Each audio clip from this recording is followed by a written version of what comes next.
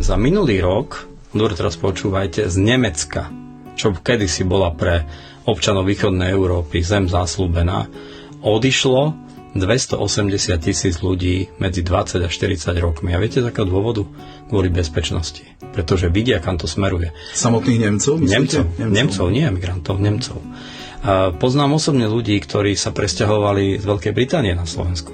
Pretože jednoducho to, čo máme my, možno si to ľudia neuvedomujú, že Slovensko nie je zlá krajina, len má zlých politikov. Nie sme chudobná krajina, len politici nevedia riadiť slovenskú ekonomiku. Ale musíme si vážiť to, čo tu máme. Naozaj ľudia z Francúzska, Nemecka, Veľkej Británie, ktorí sem prídu, tak povedia, že to ešte nezažili za svoj život, pretože 20 rokov prebehne rýchlo, že sa môžu večer vybrať na prechádzku a nemusia sa báť. Nič sa im nestane.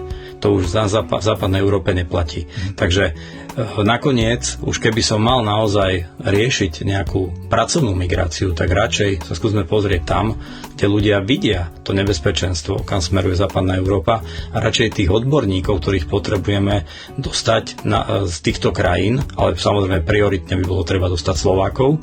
A ak už sem príde nejaký cudzinec, mali by sme uplatňovať pravidlá, povedzme, ako sú Spojených arabských emirátov. Prídeš, dostaneš zmluvu, si tu 5 rokov, potom si zbalíš kufrík a vrátiš sa naspäť, pretože my si musíme chrániť našu štátnosť, našu nezávislosť a našu náboženskú a etnickú čistotu.